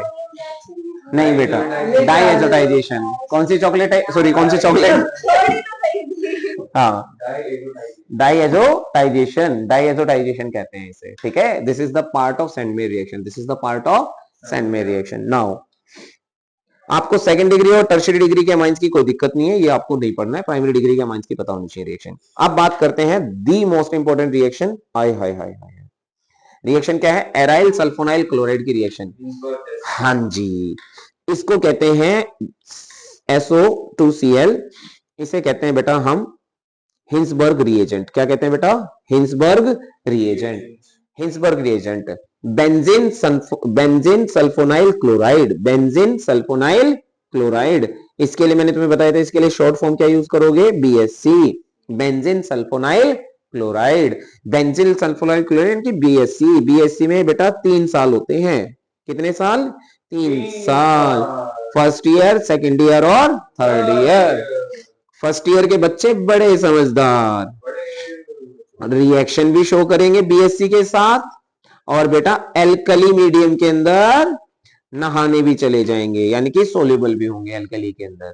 सेकंड डिग्री के बच्चे थोड़े से शरारती हो जाते हैं, पढ़ते तो हैं लेकिन हाँ एल्कली सॉल्यूशन के अंदर सोल्यूबल नहीं होते हैं। थर्ड डिग्री के होते हैं बेटा प्रो लेवल। थर्ड डिग्री के क्या होते हैं बेटा, प्रो लेवल के। कहते हैं भैया अमाउंट जे ना करनी बीएससी, और ना ही हमें एल्कली सॉल्यूशन के अंदर सोल्यूबल होना है। समझ रहे हो, ये है थर्ड डिग्री। तो बेटा बीएससी जो है शक्ल पहचान के बता देती है 1 मिनट में कि कौन सा फर्स्ट ईयर का है, कौन सा सेकंड ईयर का और कौन सा थर्ड ईयर का है।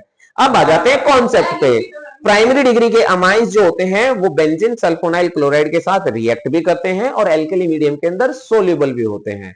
सेकंड डिग्री के अमाइंस बेंजीन सल्फोनाइल क्लोराइड के साथ रिएक्ट तो कर जाते हैं बट एल्कली सॉल्यूशन के अंदर सोल्यूबल नहीं होते हैं। Reason, due to the absence of acidic proton. Acidic proton. मत आने दो, मत आने दो, हर चीज थोड़ी समझाने के लिए बैठा हूं मैं यहाँ पे।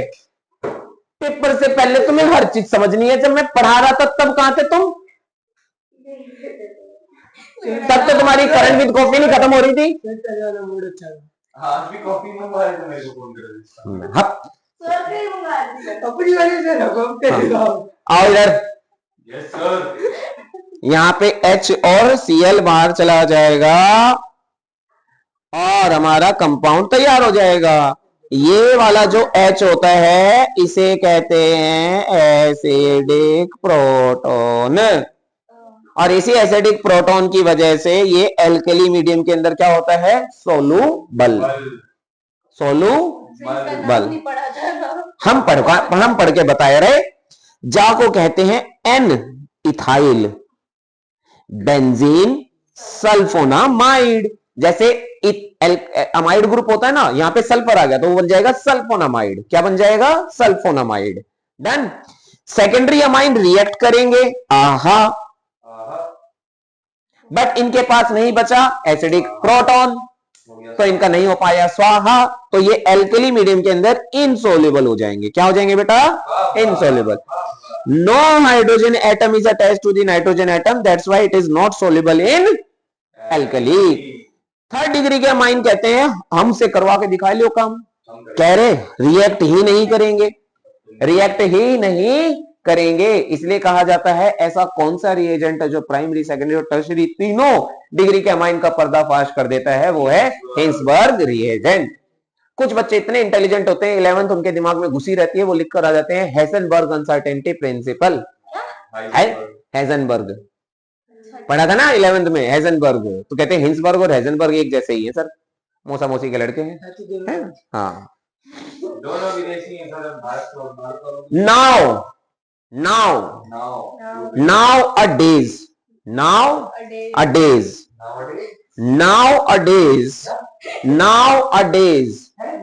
अरे nowadays this benzene sulfonyl chloride यानी कि BSC has been replaced, इसकी जगह पे अब एक नया कंपाउंड यूज करते हैं, कुछ भी नहीं।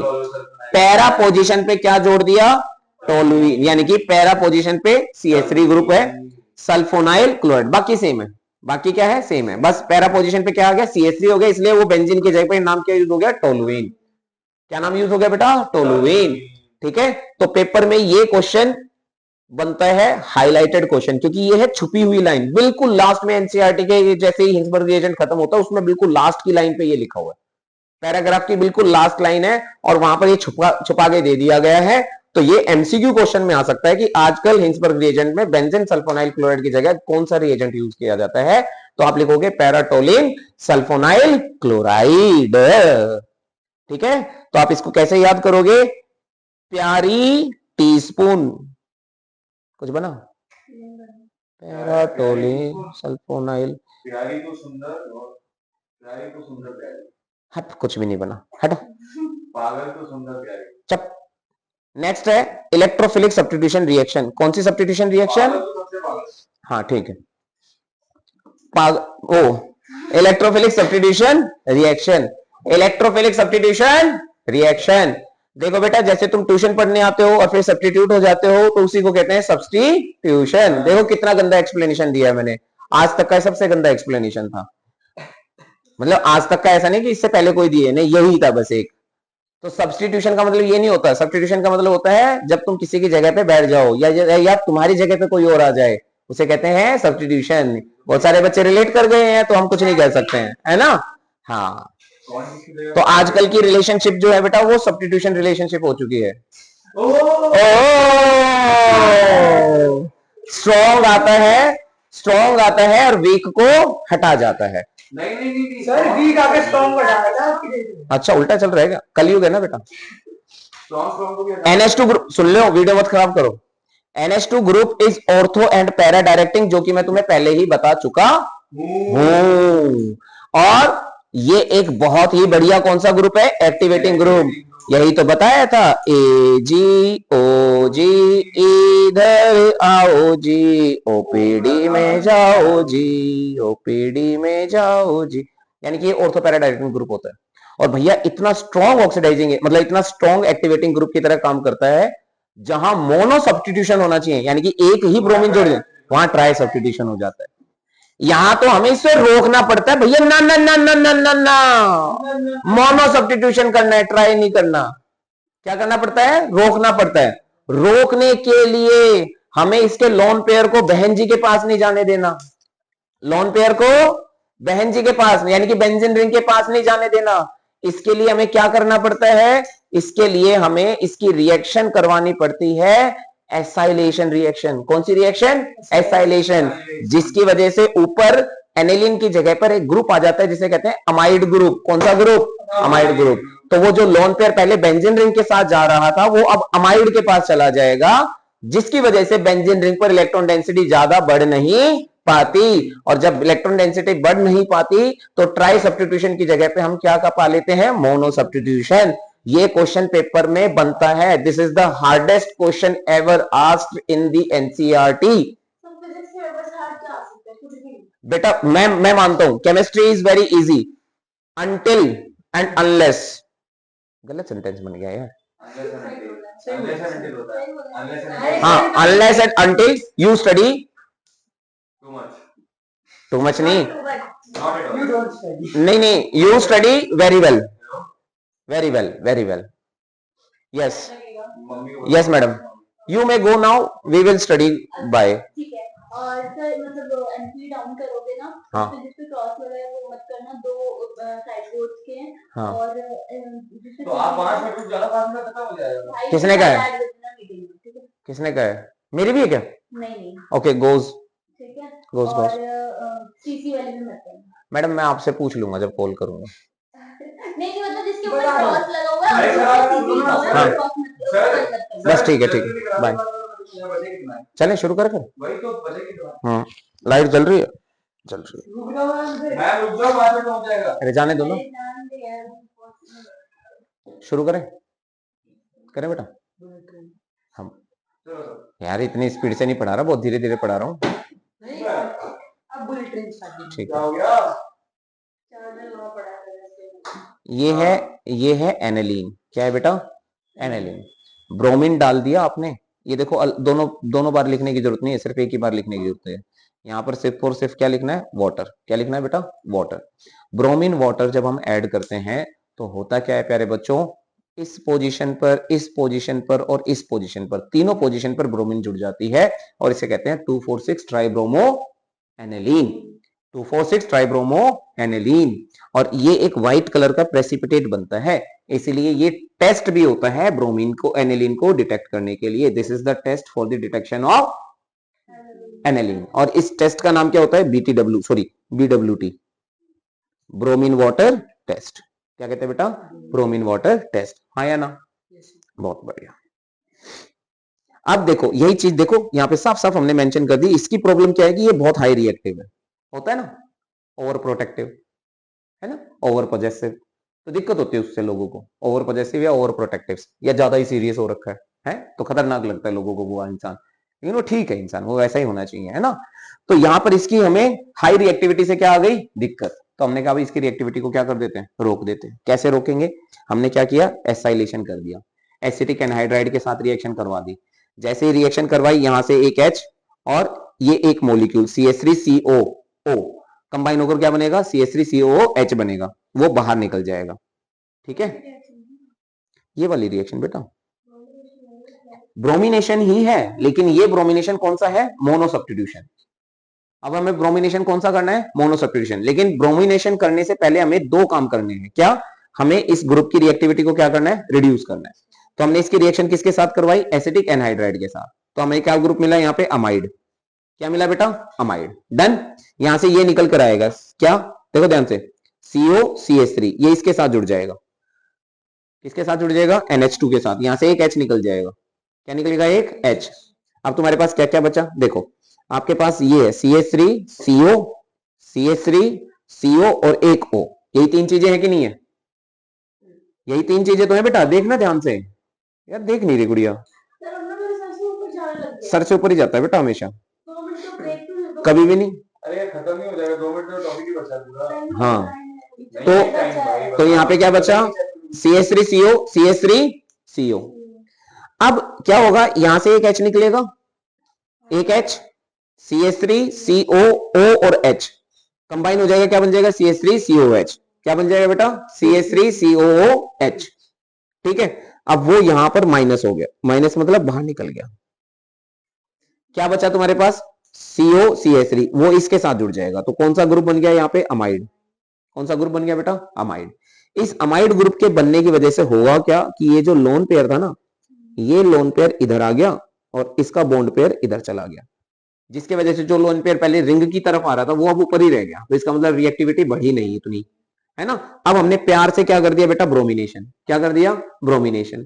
ब्रोमिनेशन करके हमें कौन सा प्रोडक्ट मिल गया, पैरा प्रोडक्ट, मोनो सब्स्टिट्यूटेड। एक ही सब्स्टिट्यूशन हुआ, तीन ब्रोमीन तो नहीं जुड़ी ना यहाँ पे, यहाँ पे क्या तीन ब्रोमीन जुड़ी है, नहीं, यहाँ पे तीन जुड़ी है, जब हमने ये एसाइलेशन नहीं करवाया था। अब हमने एसाइलेशन करवा दिया तो उससे रिएक्टिविटी कंट्रोल कर ली और फिर हमने अपने डिजायर सब्स्टिट्यूशन करवा लिया। पर हमें तो यहाँ पे एनेलिन चाहिए था, दोबारा से क्या कर दो, या तो एसिडिक हाइड्रोलिसिस कर दो या बेसिक। तो या तो OH नेगेटिव ऐड कर दो या H पॉजिटिव ऐड कर दो। कुछ ये जैसे ही रिएजेंट डालोगे ये पूरा का पूरा हट जाएगा, यहाँ पे क्या आ जाएगा, वापस से NH2 आएगा। ये क्वेश्चन मैं बता रहा हूं तुम्हें कि how would you carry out the mono substitution of एनेलिन, how would you carry out the mono substitution of एनेलिन। First you will do the acylation, amide group बनेगा, डिजायर सब्स्टिट्यूशन करो, उसके बाद फिर से उसके अंदर एसिडिक मीडियम बेसिक मीडियम की presence में हाइड्रोलिसिस कर दो, ये पूरा का पूरा हट जाएगा, NH2 आ जाएगा। डन है। लेकिन अगर मैं ये प्रोसेस यूज नहीं करता हूं, अगर मैं ये प्रोसेस यूज नहीं करता हूं तो मोनो सब्स्टिट्यूशन ना होकर क्या हो जाएगा, ट्राई सब्स्टिट्यूशन हो जाएगा। समझ गए। How would you control the try substitution of aniline, ये भी क्वेश्चन बनता है। Done, clear. ये देखो ये क्वेश्चन ये रहा, बिल्कुल ये रहा, देखो ये, how can activating effect of NH2 group can be control by protecting the NH2 group by acylation with acetic anhydride. But ये एक लाइन में नहीं लिखकर आना है, you have to explain with the reaction as it is. Done, बहुत बढ़िया। सेम क्वेश्चन रिपीटेड ये रहा, देखो, how is activating effect of NH group is less than amino group. इसमें कैसे कम हो गया, मैंने बताया ना, इसका लोन पेयर क्या हो जाता है, कॉन्जुगेट हो जाता है। Lone pair of electrons on nitrogen atom in acetylene, इसको कहते हैं, interact with O2, the lone pair of nitrogen atom is less available for the donation to the benzene ring by the resonance. ये हमने देख ही लिया, ठीक है, clear है। अब इसमें नाइट्रेशन, अगर आपको नाइट्रेशन करना है, यहां से लिख के ले जाओ। अब पूरा चैप्टर कितने नंबर का है, 7। 7 नंबर गिनवा दो, तुम्हारे नगद गिनवा दो 7 नंबर। पहला क्वेश्चन बेसिक स्ट्रेंथ के ऊपर लिख के ले जाओ। दूसरा क्वेश्चन कन्वर्जन हर हालत में। तीसरा क्वेश्चन रीजनिंग बेस्ड, जो इतने भी रीजनिंग में करवा रहा हूं, बस खत्म खत्म हो गया। 7 नंबर आ गए पूरे के पूरे। कितने क्वेश्चन, 3 क्वेश्चन बस। आएगा बेटा, आएगा, कोई रोक नहीं। और आएंगे कहां से क्वेश्चन? जो मैंने तुम्हें दे दिए हैं, उससे बाहर कोई क्वेश्चन ही नहीं बनता, ही नहीं है ना भाई। बना के दिखा दो कोई, बनता ही नहीं।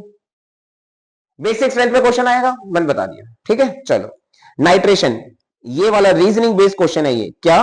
अगर आप डायरेक्ट नाइट्रेशन करते हो, क्या करते हो बेटा? डायरेक्ट नाइट्रेशन करते हो, देखो लाइट जल रही है, ठीक है, सुनो ध्यान से। डायरेक्ट नाइट्रेशन करते हो तो आपको सिंपल प्रोडक्ट मिलेंगे ही मिलेंगे। यहां पर जब स्ट्रांगली एसिडिक मीडियम ले लिया आपने, कौन सा मीडियम बेटा? Strongly acidic medium, concentrated HNO3, concentrated H2SO4, तो जो एनिलीन है वो भी प्रोटोनेट हो जाता है और किसमें कन्वर्ट हो जाता है? Anilinium ion. वाह भाई वाह, इस एनिलीनियम आयन के बारे में दो बातें याद रखेंगे।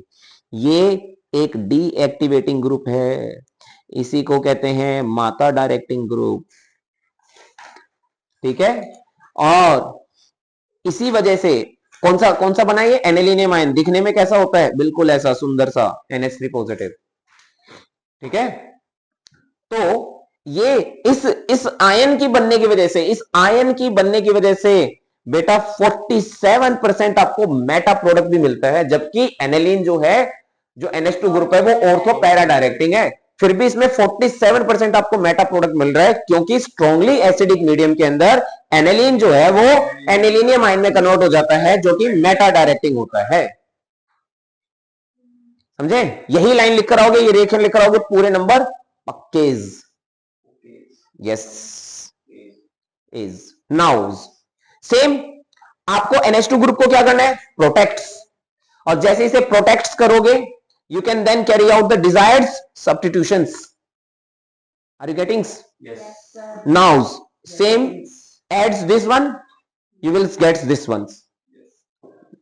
I think understood. Yes. Yes. Next is sulfocaneation. जा में क्या करना है? जा में भी भाई काम है रो है भैया, भाई काम है रो। यहाँ सुन लो, बेसन बोल रहे हो सर, आराम से बताओ ये वाला। अच्छा ठीक है, ये इंपॉर्टेंट है, ये बहुत इंपॉर्टेंट। लल्ला सुन लो तो आखिरी बचेगा। भाई, सुन लो, बहुत इंपॉर्टेंट रिएक्शन है, क्योंकि इसमें बनता है zwitter ion. ज़्विटर ion dipolar compound होता है, जिसमें पॉजिटिव चार्ज भी होता है, नेगेटिव चार्ज भी होता है। ये एसिडिक आयन, एसिडिक नेचर भी शो करता है, बेसिक नेचर भी शो करता है, इसलिए ये ज़्विटर आयन एम्फोटेरिक नेचर का होता है। कैसे नेचर का होता है बेटा? एम्फोटेरिक नेचर का। तो यहाँ पे क्या होना है? सिंपल सी रिएक्शन है। जब सल्फ्यूरिक एसिड हमने ऐड किया तो क्या बना? Anilinium hydrogen sulphate, anilinium hydrogen sulphate. फिर हमारे पास पैरा पोजीशन पे कौन सा कंपाउंड आ गया? Sulphonic acid. क्या आ गया बेटा? Sulphonic acid. अब सल्फोनिक जो है वो एसिडिक नेचर का, ऊपर बैठा है बेस, नीचे बैठा है एसिड, प्रोटॉन का ट्रांसफर तो होना ही होना है, समझ रहे हो ना भाई? ये प्रोटॉन इसको भेज देगा, ले भैया, है ना, पहले प्यार की पहली चिट्ठी एसिड ने बेस के पास पहुंचाई और ज़्विटर आयन की कहानी तैयार करवाई। तो ज़्विटर आयन कब बना? जब एसिड और बेस आपस में क्या कर रहे हैं? रिएक्ट कर रहे हैं। तो एसिड से प्रोटॉन का क्या होता है? शिफ्टिंग होती है, किसकी तरफ? बेस की तरफ, समझ गए? तो ये कंपाउंड क्या बन गया? ज़्विटर आयन। ज़्विटर आयन। तो पेपर में क्वेश्चन आता है व्हाट इज ज़्विटर आयन, तो आप क्या कहोगे? ज़्विटर आयन क्या है? Zwitter ion is an amphoteric in nature which is formed by the transfer of proton from sulfonic group to amino group, sulphonic group to ammonic group. अब देखो ये रिकॉर्ड भी हो गया, अभी एज इट इज डाल दूंगा, तुम घर पे जाके 1K की स्पीड में सुन लेना। हाँ 4K। ओके गाइज, अगेन बहुत इंपॉर्टेंट क्वेश्चन। सर सारे तो इंपॉर्टेंट बोल रहे हो, एक मजाक कर रहे हो आप हमारे साथ। बेटा हो चुका है तुम्हारे साथ मजाक, तो बस मैं तुम्हें कंट्रोल करवा रहा हूँ कि कम से कम मजाक हो तुम्हारे साथ। देखो एनिलीन जो है वो फ्रीडल क्राफ्ट रिएक्शन शो नहीं करता, क्यों? क्योंकि ये सॉल्ट बना लेता है किसके साथ? AlCl3 के साथ, क्योंकि AlCl3 एक लुईस एसिड होता है, ठीक है, जो हम कैटलिस्ट की तरह यूज कर रहे हैं, जिसकी वजह से नाइट्रोजन पे पॉजिटिव चार्ज आ जाता है and hence it act as a strong deactivating group which further prohibit the electrophilic substitution reaction. ठीक है, क्लियर? ये सारा का सारा हमने अभी क्या पढ़ लिया? एनिलीन पढ़ लिया, इनकी अमाइंस पढ़ लिया पूरा का पूरा। अमाइंस के ही एक बहुत ही बेहतरीन दोस्त का नाम है बेंजीन डाइजोनियम क्लोराइड, जिसे कहते हैं डाइजोनियम सॉल्ट। इसके बारे में भी हमने पढ़ा जब हमने देखा कि एनिलीन की रिएक्शन किसके साथ हो रही है? एनिलीन की रिएक्शन HNO2 के साथ हो रही है, यानी कि नाइट्रस एसिड के साथ हो रही है। तो डाइएजोटाइजेशन रिएक्शन पढ़ी थी ना हमने, तो इसकी मम्मी का नाम क्या है? एनिलीन। डाइजोनियम सॉल्ट की मम्मी का नाम क्या है बेटा? एनिलीन। उसी से पैदा हुआ है ये। खतरनाक रिएजेंट है, बहुत इंपॉर्टेंट रिएजेंट है, क्योंकि ये तरह तरह के कंपाउंड बनाने के लिए माहिर है, जादूगर एक तरीके से। इसके अंदर छोटे छोटे रिएजेंट डालेंगे, तरह तरह के कंपाउंड तैयार होकर आएंगे। कैसे, देखते हैं। पहली चीज, ये वाला अमाइन देखो, अभी ये रिएक्शन बताई थी मैंने, क्या ये वाला अमाइन स्टेबल है? सॉरी, ये वाला डाइजोनियम सॉल्ट स्टेबल है क्या? नहीं, ये वाला डाइजोनियम सॉल्ट स्टेबल नहीं है, क्योंकि इसमें रेजोनेंस नहीं होती, रेजोनेंस नहीं होती। Primary aliphatic amines are forms are highly unstable diazonium salts and they get converted into alcohol, जो हम पढ़ चुके हैं। जो एरोमेटिक अमाइंस होते हैं वो सोल्युबल, वो स्टेबल होते हैं, क्योंकि उसके अंदर क्या होती है बेटा? रेजोनेंस होती है, जिसकी वजह से नेगेटिव चार्ज प्रॉपर्ली क्या हो जाता है बेटा? डिस्ट्रीब्यूट हो जाता है, डिस्पर्स हो जाता है। नहीं, ऐसे थोड़ी होता है। यहां तक समझ में आ गया? चलो, अब डाइजोनियम सॉल्ट की बात कर लेते हैं। प्रिपरेशन मैंने पढ़ा दी, देख लो एक बार फिर से। रिएक्शन क्या है? एनिलीन की रिएक्शन किसके साथ हो रही है बेटा? NaNO2 प्लस में 2HCl C6H5N2 positive Cl negative, जिसे हम क्या कहते हैं? Benzene diazonium chloride. क्या कहते हैं बेटा? Benzene diazonium chloride. इसकी फिजिकल प्रॉपर्टीज की बात करें तो ये कलरलेस होता है, क्रिस्टलाइन सॉलिड होता है, रेडिली सोल्युबल इन वाटर होता है, और ये सिर्फ और सिर्फ कोल्ड कंडीशन में स्टेबल होता है। इसलिए टेम्परेचर पे देख लो 0 to 5 डिग्री सेल्सियस रखते हैं। ठीक है, डन, क्लियर, बहुत बढ़िया। अब बात करते हैं किसकी? इसकी केमिकल रिएक्शंस की। इसमें दो तरीके की केमिकल रिएक्शन होती है, एक जिसमें नाइट्रोजन की छुट्टी कर देते हैं, जा भैया अपने घर पे, निकल यहां से। एक वो जिसमें नाइट्रोजन नहीं जाता है। जिसमें नाइट्रोजन नहीं जाता उसी को कहते हैं कपलिंग रिएक्शन। ठीक है, अब कैसे कैसे जाएगा ध्यान से देखते जाओ। सबसे पहले रिएक्शन क्या है बेटा? जिसमें हैलाइड ग्रुप या साइनाइड ग्रुप जुड़ेगा। पिछले साल के पेपर में यही क्वेश्चन आया था, एमसीक्यू। और उस एमसीक्यू क्वेश्चन में क्या था? साइनाइड ग्रुप दे दिया था, CuCN के साथ रिएक्शन बताई थी। ये डाइजोनियम सॉल्ट है, एल्काइल एराइल डाइजोनियम सॉल्ट। इसकी रिएक्शन CuCN और KCN के साथ रिएक्शन हुई थी, और पूछा था ये कौन सी रिएक्शन है? तो ये कौन सी रिएक्शन है? सेंडमे रिएक्शन। कौन सी रिएक्शन है? सेंडमे रिएक्शन। तो सेंडमे रिएक्शन में चाहे एल्काइल हैलाइड आए चाहे साइनाइड आए, तब भी हम उस रिएक्शन को क्या कहेंगे? Cyanide reaction. और दे बहुत इंपॉर्टेंट रिएक्शन है बेटा। जैसे ये तुम्हारा बन गया ना बेंजोनाइट्राइल, इसे कहते हैं बेंजोनाइट्राइल। क्या कहते हैं बेटा? बेंजोनाइट्राइल। बहुत इंपॉर्टेंट है भाई, बहुत इंपॉर्टेंट। बेंजोनाइट्राइल से आप डायरेक्ट क्या बना सकते हो? डायरेक्ट आप बना सकते हो कार्बोक्सिलिक एसिड, कंप्लीट हाइड्रोलिसिस पे। मैंने बता रखा है कि MnO4 डालेंगे, अल्कलाइन KMnO4, और एसिडिफिकेशन करेंगे, तो यहाँ पे डायरेक्ट क्या आ जाएगा? Benzoic acid. तो एनिलीन से क्या बना सकते हो? Benzoic acid direct. एनिलीन से क्या बना सकते हो? Benzoic acid. क्यों? क्योंकि ये वाला प्रोडक्ट तुमने एनिलीन से ही बनाया है। किससे बनाया बेटा? एनिलीन से ही तो बनाया है ना? तो क्या बन गया एनिलीन से? यहां पर वही HNO2 0 to 5 degree Celsius, 0 to 5 degree Celsius. ठीक है, क्लियर। अगली रिएक्शन का नाम है गेटरमैन रिएक्शन। बस थोड़ा सा चेंज हो जाता है, वहां पर Cu2Cl2 यूज करते हैं, यहाँ पे कॉपर मेटल यूज करते हैं, डायरेक्ट कॉपर पाउडर। सर ये सिर्फ अभी चैप्टर है। हाँ, जनवन लास्ट चैप्टर है ना बेटा, सब कुछ हवन की तरह आ जाता है इसमें। ठीक है, तो अगर आप कॉपर HCl की प्रेजेंस में कॉपर HBr के साथ रिएक्शन करवाओगे तो आपके पास वही कंपाउंड वही बनेंगे, क्लोरोबेंजीन ब्रोमोबेंजीन। बट रिएक्शन का नाम क्या है? Gattermann reaction. कौन सी रिएक्शन बेटा? गेटरमैन। गेटरमैन कोच रिएक्शन अलग है। गेटरमैन कोच रिएक्शन में बेंजीन से बेंजल्डिहाइड बनता है, बेंजीन से बेंजल्डिहाइड बनता है गेटरमैन कोच रिएक्शन में। डन, बहुत बढ़िया। अब पेपर में क्वेश्चन आ जाता है गेटरमैन रिएक्शन ज्यादा इंपॉर्टेंट है या ये सैंडमेयर रिएक्शन? तो आप लिखोगे Sandmeyer reaction is much better than Gattermann reaction. वो तो दिख ही जाए नाम से, गेटरमैन रिएक्शन, ये इधर Sandmeyer reaction. Okay guys, now the next one is replacement bye iodide ion, यानी कि बेंजीन डाइजोनियम क्लोराइड की रिएक्शन आप KI के साथ करवा दो, क्या बन जाएगा? आयोडोबेंजीन। क्या बन गया बेटा? Iodobenzene. Replacement bye fluoride ion, यानी कि फ्लोरोबेंजीन बनाने का एकमात्र तरीका यही है। फ्लोरोबेंजीन बनाने का एकमात्र तरीका यही है। आवाज आ रही है? फ्लोरोबोरिक एसिड लिया, ये हमारा इंटरमीडिएट बना फ्लोरोबोरेट, इसको हीट करना है। क्या करना है बेटे? हीट करते क्या बन गया? फ्लोरोबेंजीन। क्या बन गया बेटा? फ्लोरोबेंजीन। नेक्स्ट है रिप्लेसमेंट बाय H।